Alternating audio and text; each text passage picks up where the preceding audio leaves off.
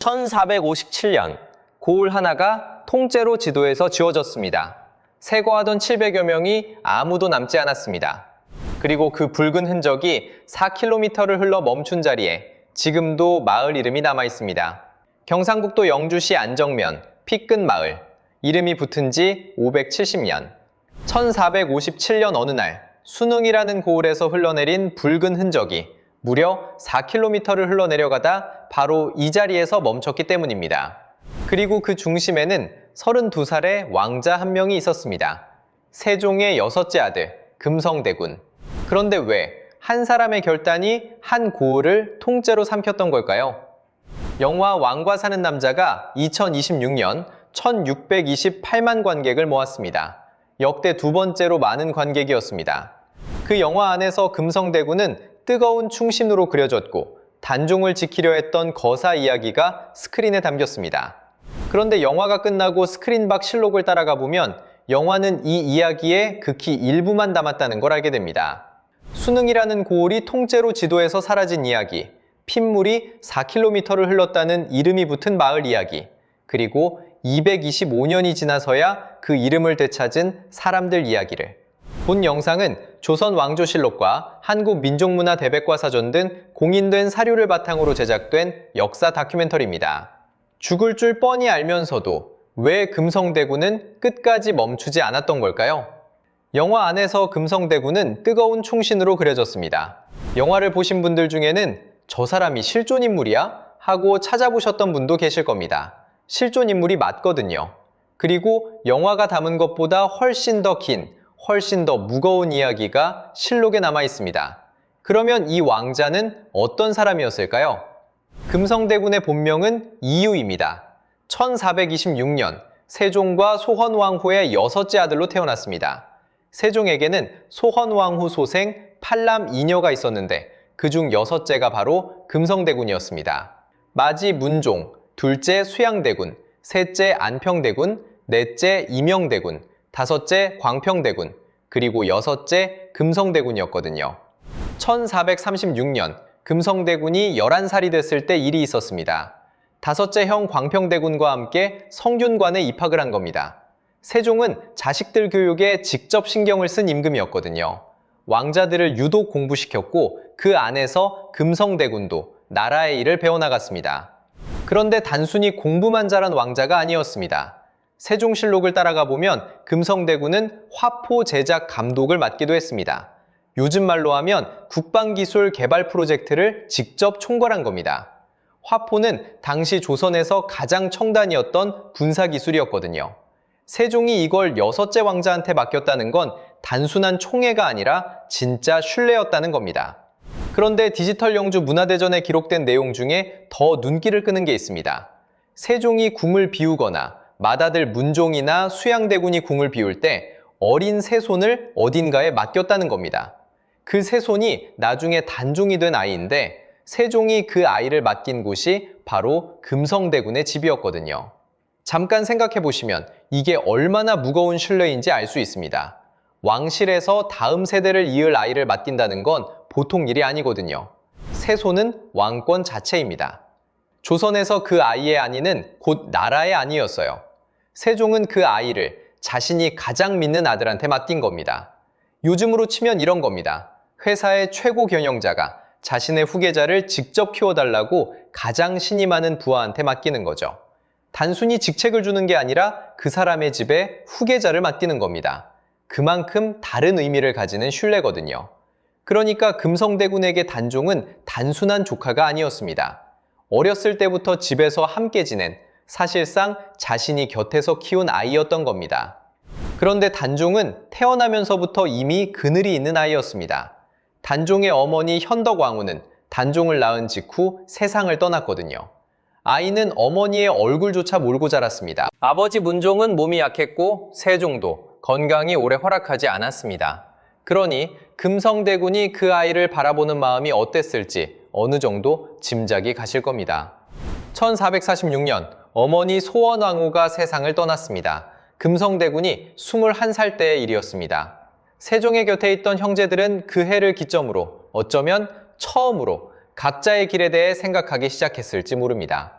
그리고 1450년 세종도 세상을 떠났습니다. 형제들을 단단히 묶어두던 아버지가 사라진 거죠. 세종이 금성대군을 얼마나 신뢰했는지는 기록으로 남아 있습니다. 화포감독, 세손 위탁. 팩트만 봐도 분명합니다. 세종에게 금성대군은 믿어도 되는 아들이었습니다. 그리고 금성대군에게 단종은 어릴 때부터 자신이 곁에 있어준 아이였습니다. 그런데 세종은 왜 하필 금성대군한테 유독 세손을 맡겼을까요? 형제가 여럿인데 왜 여섯째였을까요? 그 답이 실록 안에 있는데 사실 이게 금성대군이 나중에 그 선택을 하게 되는 출발점이기도 합니다. 그런데 그 신뢰가 금성대군을 뒤흔드는 계기가 됩니다. 세종이 세상을 떠난 지 3년 뒤 조선에 폭풍이 몰아쳤습니다. 세종이 세상을 떠난 지 3년 뒤인 1453년 가을 조선에 폭풍이 몰아쳤습니다. 수양대군이 움직였습니다. 그것도 아주 신속하게. 세종실록과 한국민족문화대백과에 따르면 1453년 10월 10일 훗날 계유정난이라 불리는 이 사건으로 수양대군은 당대 최고의 문신 김종서와 황보인을 단번에 제거하고 권력을 손에 쥐었습니다. 그리고 셋째 형 안평대군을 강화도로 내쫓았습니다. 금성대군에게 안평대군은 친형이었습니다. 어릴 때부터 함께 성균관에서 공부했던 바로 위의 형이 하루아침에 섬으로 끌려간 겁니다. 그런데 수양대군, 곧 세조는 여기서 멈추지 않았습니다. 더 정확하게는 남은 형제들에게 무언가를 확실하게 보여줘야 했습니다. 세조실록에 기록된 장면입니다. 계유정난 직후 세조는 안평대군의 측근이었던 이현노라는 인물을 불러들였습니다. 그리고 금성대군과 동생들이 지켜보는 자리에서 이현노에게 혹독한 시련을 주기 시작했습니다. 사람이 쓰러질 때까지. 그 자리에 있었던 사람들은 눈을 피하고 싶었겠지만 그럴 수가 없었습니다. 세조가 바로 그 장면을 형제들에게 보게 하려는 목적으로 불러 세웠으니까요. 그리고 그 혹독한 시련이 끝난 뒤 세조는 이렇게 말했습니다. 디지털 영주문화대전의 기록에 따르면 이유는 반드시 나를 일으킬 자이므로 내가 심히 염려한다. 너희들은 잘 알아라. 이 말의 뜻을 오해할 사람은 그 자리에 없었습니다. 이건 경고가 아니었습니다. 협박이었습니다. 요즘으로 치면 이런 상황이겠죠. 새로 부임한 직장 상사가 전임자 측근 직원 한 명을 동료들 앞에서 공개적으로 혹독하게 다룬 뒤 이렇게 말하는 겁니다. 저 사람은 내 말을 안 들었어. 너희는 잘 알겠지? 이게 권력이 공포를 심는 방식입니다. 눈앞에서 직접 보여주는 것, 그리고 침묵을 택하면 안전하다는 것도 보여주는 것. 그래서 형제들은 선택해야 했습니다. 그 선택의 무게는 지금도 역사 기록에 그대로 남아 있습니다. 넷째 형 이명대군은 형 수양대군 편에 섰습니다. 이후 이명대군은 세조 치세 내내 왕의 신뢰를 받으며 온전히 살아남았습니다. 세종의 8아들 중 가장 오래 살았습니다. 명분을 내려놓은 자리에 목숨이 들어왔습니다. 반면 금성대군은 침묵했습니다. 그런데 그 침묵의 내용이 달랐습니다. 세조가 기대했던 복종의 침묵이 아니라 결심의 침묵이었습니다. 어릴 때 세종의 품 안에서 세손을 함께 키웠던 사람, 화포 제작 감독을 맡을 만큼 세종의 신뢰를 온몸으로 받았던 사람, 그 조카가 지금 권력에 밀려 조금씩 지워지는 것을 눈앞에서 보고 있는 사람, 그에게 그 협박의 자리는 굴복의 계기가 아니라 각오를 굳히는 자리가 됐습니다. 1455년 단종이 강압에 의해 왕위를 양위했습니다. 세조실록에 따르면 윤유월 11일의 일이었습니다. 단종의 나이 15이었습니다. 수양대군이 세조로 즉위하면서 금성대군은 이제 더 이상 방치할 수 없는 존재가 됐습니다. 같은 해 금성대군은 상명으로 유배를 떠났습니다. 이후 광주로 이배됐습니다. 그의 자유는 사라졌습니다. 하지만 그의 결심은 사라지지 않았습니다. 이명대군은 오래 살았고 금성대군은 32의 최후를 맞았습니다. 같은 어머니에게서 태어난 형제가 같은 자리에서 같은 광경을 보고 전혀 다른 선택을 했습니다. 역사는 두 갈래 길 앞에서 각자 어느 방향으로 걸어갔는지를 기록으로 남겼습니다. 그런데 그 선택 이후 금성대군에게 무슨 일이 벌어졌는지 아직 이야기가 끝나지 않았습니다.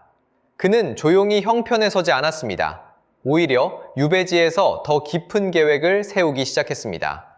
경상도 순흥, 그 이름이 나오는 순간부터 이야기는 전혀 다른 국면으로 접어듭니다. 세조는 왜 하필 순흥을 골랐을까요? 그냥 외진 곳이라서? 기록에 따르면 그건 아닌 것 같습니다. 순흥 도호부는 당시 경상도에서 손꼽히는 큰 고을이었습니다. 도호부라는 명칭 자체가 그 고을의 위상을 보여줍니다. 조선의 지방행정은 대도호부, 도호부, 군, 현 순으로 서열이 내려가는데 순흥은 그 두 번째 등급에 해당했습니다.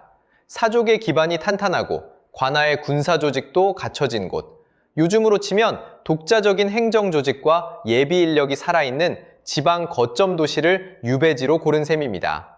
나중에 생각해보면 아이러니한 선택이었죠. 금성대군이 순흥에 도착했을 때 그 고을의 부사는 이보흠이라는 인물이었습니다. 한국민족문화대백과에 따르면 이보흠 역시 세조의 즉위에 불만을 품고 있던 관료였습니다. 두 사람은 처음부터 서로의 마음을 알아챘습니다. 유배온 왕자와 왕자를 관리해야 하는 부사. 그런데 그 관계가 감시와 피감시가 아니라 같은 목표를 향한 공모로 바뀌는데 그리 오랜 시간이 걸리지 않았습니다. 두 사람이 꺼낸 계획은 살육신의 방식과는 근본적으로 달랐습니다. 1456년 성산문과 박팽년이 시도했던 것은 궁중 쿠데타였습니다. 세조가 직접 참석하는 연회 자리에서 단숨에 일을 마무리 짓는 방식. 하지만 그 거사는 발각됐고 성산문, 박팽년, 하위지, 이계, 유응부, 유성원 6명이 모두 최후를 맞았습니다. 궁중 안에서 해결하려는 시도가 실패했다면 이번엔 바깥에서 움직여야 했습니다. 금성대군과 이보음이 선택한 방식은 지방 의병형 거사였습니다. 이보음은 순흥 고을의 군사와 향리를 끌어모았고 금성대군은 경상도 사족들을 향해 경문을 작성했습니다. 경문이란 뜻을 같이 아는 사람들에게 보내는 호소문입니다. 이름 있는 왕자가 직접 쓴 경문. 거기에 실린 내용은 단 하나였습니다. 영월에 계신 단종을 순흥으로 모셔와 왕위를 되돌려드린다. 세조실록에도 기록된 이 계획의 최종 목표는 복이었습니다. 유배지에서 쓰여진 경문 한 장이 고을 하나를 움직이려 했습니다. 명주띠, 이 거사의 증거물로 나중에 법정에서 들이밀어지는 물건입니다. 경문은 종이에 쓰여 있는 것이 아니었습니다. 발각되지 않으려면 더 조심해야 했고 그래서 경문을 명주천에 담아 몰래 전달했습니다. 세조실록의 기록에 등장하는 이 명주띠는 나중에 이 거사의 물증이 됩니다.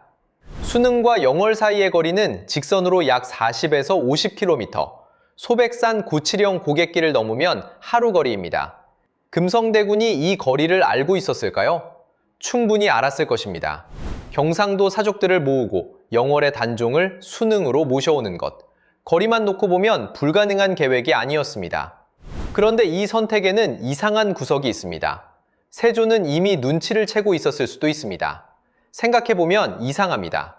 세조가 금성대군을 순흥에 유배 보낸 것, 그 고을이 사족 기반이 탄탄한 도후부였다는 것, 그리고 이보금이라는 인물이 그 자리에 있었다는 것. 순흥의 지리적 조건과 인적 구성을 세조가 몰랐을 리 없습니다. 그렇다면 세조는 왜 하필 이 고을에 금성대군을 보낸 걸까요? 함정이었을까요? 아니면 정말 아무것도 모르고 있었을까요? 세조실록에 기록된 그 후의 행적을 보면 이 질문은 더욱 불편해집니다. 1457년 음력 6월 말, 거사가 시작되기도 전에 모든 것이 끝나버렸습니다. 1457년 음력 6월 말이었습니다. 순흥 도호부, 이른 새벽, 한 사람이 몰래 관아를 빠져나갔습니다. 그 손에는 명주띠 하나가 들려 있었습니다. 금성대군과 이보음 부사가 경상도 사족들에게 돌리려 했던 경문이 그 안에 숨겨져 있었거든요. 그런데 이 사람은 경문을 전달하러 나간 게 아니었습니다. 밀고 하러 가던 길이었습니다. 관노 이동이라는 이름의 사람이었습니다. 이 한 사람의 선택으로 거사는 시작되기도 전에 끝났습니다. 여기서 영화를 보신 분들은 아마 기억하실 겁니다. 스크린에서 단종은 약속 장소를 향해 길을 나섭니다. 금성대군과 다시 만나려는 그 절절한 발걸음이 영화의 클라이맥스 중 하나였죠. 그런데 칠록은 다르게 기록하고 있습니다. 단종은 움직이지 않았습니다. 아니, 움직일 수가 없었습니다. 거사가 발각된 건 봉기의 첫 북소리가 울리기도 전이었으니까요. 밀고 한 방에 모든 계획이 사라졌습니다. 안동부사 한명진이 포졸들을 이끌고 수능에 들이닥쳤습니다. 수능부사 이보음은 체포됐습니다. 금성대군은 결박당했습니다. 그렇게 두 번째 거사도 막을 내렸습니다. 사육신이 궁안에서, 금성대군이 고을에서 두 번의 시도가 모두 같은 방식으로 끝났습니다. 안에서 나온 배신으로. 그런데 여기서 소름 끼치는 게 하나 있습니다. 세조실록에는 이 사건 이후 세조의 말이 기록되어 있습니다. 궁박한 처지에서 나온 것이라는 표현입니다. 세조는 금성대군에 대한 처벌을 바로 집행하지 않았습니다. 미루려 했다는 기록이 실록에 남아 있습니다. 형제를 아직 살려두고 싶었던 걸까요? 죄를 덜어주고 싶었던 걸까요? 정확한 속마음은 알 수 없습니다. 다만 그렇게 미뤄지던 시간이 결국 멈추는 날이 왔습니다. 1457년 음력 10월 21일 수능에서 금성대군에게 최후의 명이 내려졌습니다. 향년 32살이었습니다. 여기서 야사 하나를 전해드리겠습니다. 정사가 아닙니다. 하지만 이 사람의 삶 전체를 알고 나면 충분히 그랬을 사람이라는 걸 느끼게 됩니다. 전하는 이야기에 따르면 금성대군은 최후의 명을 받기 직전 북쪽을 향해 절을 올렸다고 합니다. 우리 임금은 영월에 계신다는 말과 함께 영월을 향한 북향사배, 야사입니다. 하지만 세종의 신뢰 속에 조카를 직접 돌봤고 그 조카를 위해 두 번이나 모든 것을 걸었던 사람이라면 충분히 그랬을 사람입니다. 그로부터 3일 뒤였습니다. 1457년 음력 10월 24일 강원도 영월 단종이 숨을 거뒀습니다. 향년 17이었습니다. 수능에서 영월까지의 거리는 약 40에서 50km입니다. 두 유배지 사이에는 소백산 구치령, 고갯길이 놓여 있습니다. 걸어서 하루, 단 하루면 닿을 수 있는 거리였습니다. 그런데 두 사람은 끝내 다시 만나지 못했습니다. 삼촌과 조카, 같은 날 숨을 거두지도 못했습니다. 3일의 차이, 50km 거리, 하루만 더 살았더라면, 하루만 더 일찍 도착했더라면. 하지만 역사에 만약은 없습니다. 금성대군의 유해는 수습되지 못했습니다. 묘가 없습니다. 지금 수능면 내중리에는 묘 대신 제단만 있습니다. 훗날 금성당이라 불리게 될 그 자리에 비석 하나가 세월을 버티며 남아 있습니다. 그런데 이 이야기 여기서 끝이 아닙니다. 두 사람이 숨을 거둔 뒤 훨씬 더 참혹한 일이 수능이라는 고을에서 벌어지고 있었거든요. 1457년 이해에 일어난 사건에는 이름이 있습니다. 정축지변. 정축년에 일어난 변란이라는 뜻입니다. 그런데 이 이름이 가리키는 것은 단순히 한 왕자의 최후가 아니었습니다. 고을 하나가 통째로 지도에서 사라지는 사건이었습니다. 금성대군이 수능에서 형장의 이슬로 사라진 뒤 한양에서 군사가 내려왔습니다. 그들이 받은 명이 어떤 것이었는지는 기록보다 후전으로 더 선명하게 남아 있습니다. 30리 안 모든 사람을. 30리면 약 12km입니다. 그 반경 안에 살고 있던 사람들 이야기입니다. 구전이 전하는 명령 하나가 수능이라는 고을에 무슨 일을 벌였는지 이제부터 말씀드리겠습니다. 수능 도호부는 그 자체로 혁파됐습니다. 지도에서 지워졌습니다. 경상도에서 손꼽히던 이 고을은 풍기, 영천, 봉화 세 곳으로 쪼개져 편입됐습니다. 관아 건물은 불에 탔고 창고는 파괴됐으며 이 고을에 뿌리를 두고 대대로 살아오던 사람들은 흩어졌습니다. 단순한 행정 개편이 아니었습니다. 한 고을의 이름을, 존재 자체를 공문서에서 지워버리는 것이었습니다. 수능에는 수능안시라는 성씨의 사람들이 대를 이어 살고 있었습니다. 그 수가 약 700명 규모로 추산됩니다. 이들이 겪은 참혹한 화는 아무도 남지 않을 때까지 계속됐습니다. 이 중 실제로 목숨을 잃은 희생자 수는 역사가들이 약 300명 수준으로 추정합니다. 추정치입니다. 정확한 기록이 남아있지 않습니다. 정확한 기록이 남아있지 않다는 것 자체가 이 사건이 어떻게 처리됐는지를 말해줍니다. 잠깐 멈춰야 할 것 같습니다. 이 채널은 이 사건을 특정 방향으로 단정짓지 않습니다. 세조의 선택이 옳았는지 그랬는지는 역사가들도 여전히 논쟁 중입니다. 그러나 이 채널이 처음부터 추적하고 있는 건 하나입니다. 권력의 결단이 그 시대를 살던 평범한 사람들에게 어떤 가격을 치르게 했는가? 그 질문입니다. 청다리 부근에서 대규모로 희생자가 나왔다는 전승이 지금도 전해집니다. 그리고 그 붉은 흔적이 죽게천을 따라 흘러내려갔습니다. 흘러내려 가서 멈춘 곳이 있었습니다. 수능에서 약 4km 아래. 전승은 말합니다. 그 흔적이 바로 그 자리에서 멈췄다고. 그래서 그 마을은 피끝이라는 이름을 얻었습니다. 경상북도 영주시 안정면 봉촌 1, 2. 지금도 실재하는 마을입니다. 그런데 이 마을을 찾아오는 사람 중에 마을 이름이 왜 피끝인지 아는 사람이 얼마나 될까요? 평범한 관광마을처럼 보이지만 실제로는 570년 전 약 300명의 흔적이 마을 이름 두 글자에 그대로 새겨진 채 지금까지 살아있는 겁니다. 무참히 희생된 것은 사람만이 아니었습니다. 금성대군의 유해는 수습되지 못했습니다. 묘가 없습니다. 대신 그 자리에 훗날 제단 하나가 세워졌습니다. 그게 지금의 금성단입니다. 사적제 491호. 묘도 없고 비석도 없이 제단만 남아있다는 것이 이 왕자의 최후가 어떠했는지를 말해줍니다.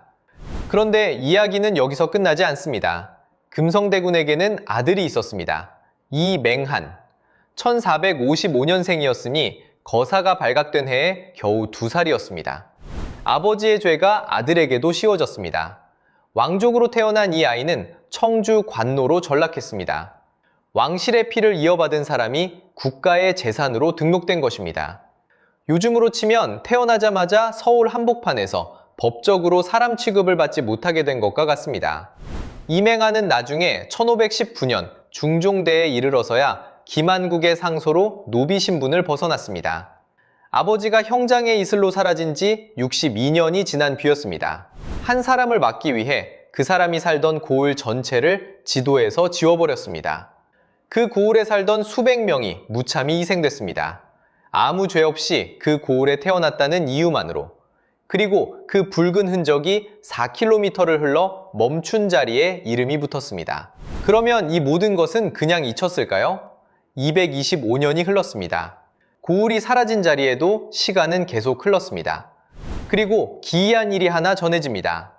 금성대군이 사사된 수능에는 수령 약 1100년으로 추정되는 은행나무 한 그루가 있었습니다. 잎모양이 오리발을 닮았다 하여 압각수라고 불리던 나무였는데요. 전해지는 이야기에 따르면 금성대군이 최후의 명을 받아 숨을 거두던 그날, 이 나무도 함께 말라버렸다고 합니다. 잎이 지고 가지가 마르고 그대로 수백 년을 죽은 채로 서 있었다는 겁니다. 그런데 1681년 수능 도호부가 다시 살아나기 바로 전에 그 나무에서 새순이 돋아났다고 전해집니다. 야사입니다. 하지만 이 나무는 오늘날 충신수라는 이름으로 불리고 있습니다. 그리고 2026년 현재 경상북도는 이 압각수를 국가산림문화자산으로 추진하고 있습니다. 전설이 현실로 이어지고 있는 겁니다. 1682년 숙종 8년 실록에 기록된 날짜는 1월 13일입니다. 수능 도호부 복설 결정. 1457년 정축지변으로 지도에서 지워진 뒤 225년 만의 일이었습니다. 풍기, 영천, 봉화로 쪼개져 흩어졌던 고을이 비로소 다시 하나의 이름을 되찾았습니다. 같은 시기 단종에 대한 재평가도 함께 이루어지고 있었습니다. 1698년, 숙종 24년, 영의정 유상훈 등의 주청으로 단종이 공식 복위됩니다. 묘호와 시호 그리고 능호가 결정됐습니다. 강원도 영월 그 작은 유배지에서 17살에 숨을 거둔 왕의 능은 장능이라는 이름을 얻었습니다. 1457년으로부터 241년 만의 일이었습니다. 그런데 금성대군의 이름은 조금 더 오래 걸렸습니다. 1739년 영조 15년 그해 조선조정은 금성대군에게 시호를 내렸습니다. 정민, 곧은 정조와 슬픔을 품은 사람이라는 뜻입니다. 1457년 32의 나이로 수능에서 최후의 명을 받은 날로부터 282년이 지난 뒤였습니다. 엽적이라는 이름표가 충신이라는 이름으로 바뀌는데 282년이 걸린 겁니다. 그리고 1791년 정조는 이 이름을 하나의 공식 목록에 올렸습니다. 육종영, 종친으로서 단종을 위해 순절한 6사람. 금성대군은 그 6사람 중 한 명으로 장능 배식단에 공식 배양됐습니다. 왕위를 요구한 것도 아니었고 권력을 탐한 것도 아니었습니다. 단지 어릴 때 자신이 곁에서 키운 조카를 끝까지 잊지 못했던 한 사람의 이름이 이렇게 역사 안으로 돌아왔습니다. 그 이름이 살아남은 자리가 오늘도 남아 있습니다. 1457년 붉은 흔적이 흘러내려 멈춘 그 자리. 경상북도 영주시 안정면 동촌 1, 2 피끝 마을. 지금 이 마을은 그린 체험 마을로 재탄생했습니다. 570년 전 가장 참혹한 날의 이름을 그대로 간직한 채 사람들이 찾아오는 곳이 됐습니다. 영주시는 금성대군 신단, 위리안치터, 피끝 마을, 소백산 고치령을 잇는 역사여행 코스를 운영하고 있습니다. 마을 이름 하나가 570년을 버텼고 그 이름이 지금 이 시대 사람들을 다시 그 자리로 불러들이고 있는 겁니다. 근데 여기서 한 가지 질문이 남습니다. 225년, 241년, 282년 이 숫자들을 나란히 놓고 보면 무언가가 느껴지지 않으십니까? 고을이 사라지고 왕이 폐위되고 충신이 역적으로 기록된 그 모든 것이 결국에는 하나씩 뒤집혔습니다. 다만 그 속도가 살아있는 누군가가 기다릴 수 있는 속도가 아니었을 뿐입니다. 영화 왕과 사는 남자는 1628만 명을 울렸습니다. 그런데 진짜 이야기는 스크린이 아니라 마을 이름 하나에 새겨져 있었습니다. 경상북도 영주시 안정면 동촌 1, 2 피끝 마을. 그 이름이 570년을 버텼습니다.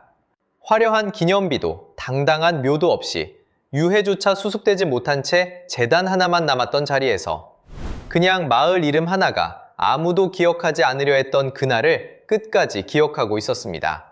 수능 백성들이 그 이름을 지켰고 결국 역사가 그 이름을 돌려줬습니다. 282년이 걸렸지만 이명대군은 조용히 형편에 섰고 오래 살았습니다. 금성대군은 맞서다 32의 최부를 맞았습니다. 그런데 570년이 지난 지금 더 오래 기억되는 쪽은 어느 쪽인가요? 그리고 여러분이 1457년에 그 왕자였다면 어느 쪽 길에 섰겠습니까? 금성대군의 선택이 옳았다고 보시나요? 아니면 이명대군의 길이 더 현명했다고 보시나요? 댓글로 자유롭게 남겨주세요.